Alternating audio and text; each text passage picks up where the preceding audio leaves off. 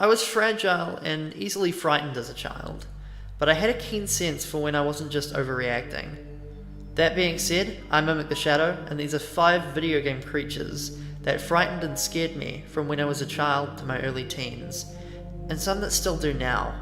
Keep in mind, this is merely a list of things that scared me as a child, and some of them, even by my own standards today, seem a little bit silly, but a few of the ones on this list still actually scare me today, and you can understand why, so here we go. The Pinky Demon from Doom. We'll start with the least scariest enemy on this list, with the Pinky Demons from Doom and Doom 2. The reason I didn't put the Doom Free variant on here is because, well, I was a fully grown adult by the time that I got around to actually playing Doom Free. I came from a fairly Christian household, so playing Doom as a kid always put me in a state of unease, like it was some form of taboo. But Doom itself never really scared me. I thought the possessed humans were pretty cool. I loved the imps, especially their art design. But my first encounter with a Pinky Demon is something I'll never forget. I remember hearing snorting sounds as I progressed through the level I was in. I played at a lower difficulty, considering my age. I couldn't find the source of the noise, but as soon as I opened the door that led to the level exit, well, I discovered the source. That Pinky Demon gave me the 7-year-old kid equivalent of a heart attack. While they don't scare me these days, I am prone to the occasional fright when it comes to the invisible variant of the Pinky Demon. The Zombie Dog from Penumbra Overture. At around the age of 14, I was really getting into games that had more of an emphasis on storytelling and atmosphere rather than action. For example, some of the 90s point-and-click titles in games like Myst and Fallout 2 were definitely on the list of the games I was very interested in at the time. I guess I thought I was tougher than I actually was when I started playing Penumbra for the first time. I felt like I was invincible, like nothing could scare me, until the first cave section started. Soaking in the sound and my surroundings for a game I've never played before, and I honestly had no idea what to expect. I suddenly became on edge when I heard the growl.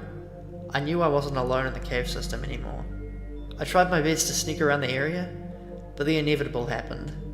And the combat system in Penumbra is clunky at best, which adds to the feeling of helplessness. This dog's model was grotesque to say the least, and after I had taken care of it, I didn't feel any safer. It may have been the weakest enemy in the franchise, but it left the biggest impression on me. Scissorman, Clocktower.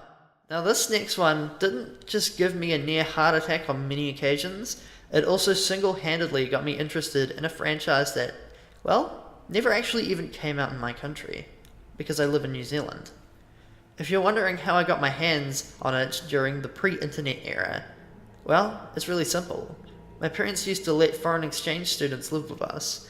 Usually they were really friendly people from Asian countries, but one of them was really into computer games, specifically Japanese exclusives and foreign emulator discs sold through sketchy means. One of these Japanese titles was a point-and-click horror hybrid game known as Clocktower. I was fascinated by the main antagonist of the franchise, who was a disfigured character known as Scissorman. My first encounter with him was at the very start of the game. Somebody had killed the lights in the room my character was in, so I was checking the rooms. I checked the bathroom, and a giant pair of scissors jutted out from the toilet. Next thing I knew, I was running for my life from a short boy with a large pair of garden shears. It was the first jump scare of sorts that I'd ever experienced in a video game. The foreign exchange student ended up burning me a copy of the game, and I think I still have it on floppy disk somewhere in my closet. Either way, as I grew older, I started to discover the many sequels and reimaginings of the Clocktower series, including the PS1 versions, which were actually more of a reboot than a remake. And if you're looking for a cheesy scare, I would recommend the SNES version, as it's much easier to find than the Japanese PC version. The Berserker, Gears of War. To be fair, this bordered on adulthood, as I was probably around the age of 16 when I played Gears of War for the first time. I was fairly broke and not so fortunate when it came to getting new consoles back then, so I rented an Xbox 360 along with Bioshock and Quake Wars Enemy Territory. Quake Wars is actually a severely underrated game, and I suggest you guys actually take a look into it. Anyway, I was your typical explosion-loving 16-year-old with a backwards cap and a joint collection of Arnold Schwarzenegger films that I shared with my father. so it's not much of a stretch to say that I enjoyed Gears of War. In fact, I loved it. I was grinding my way through the campaign at around 3 in the morning, until all the music stopped. And it got all atmospheric. I wasn't expecting such suspense from a third-person shooter, so it kind of threw me off. I was etching my character forwards, until the cutscene started playing, and the Berserker appeared. Well, he didn't exactly appear, you just heard it, and then obviously the cutscene played out where he was being held back by guards. My heart was beating from my chest as it roared and grunted. I was so frightened that I swear it took me 30 minutes before I could sum up the courage to actually start fighting it properly. And considering that this was 3 in the morning, I probably made this situation much more intense.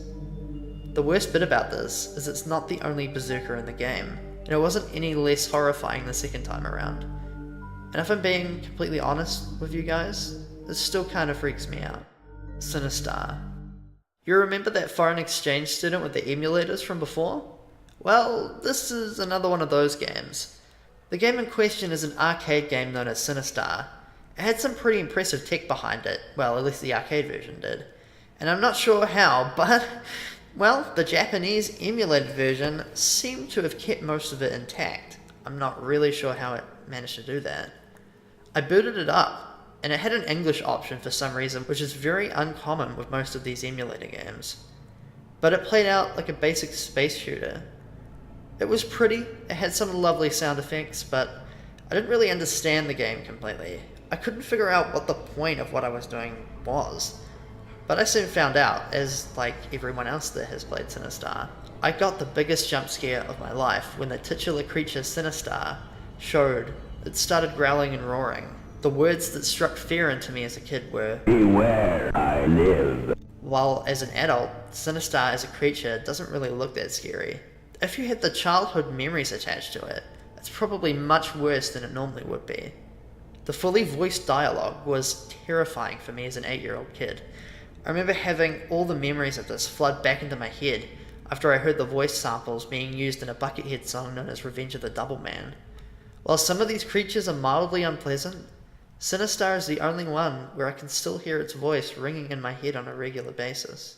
I am Sinister. Beware, I live.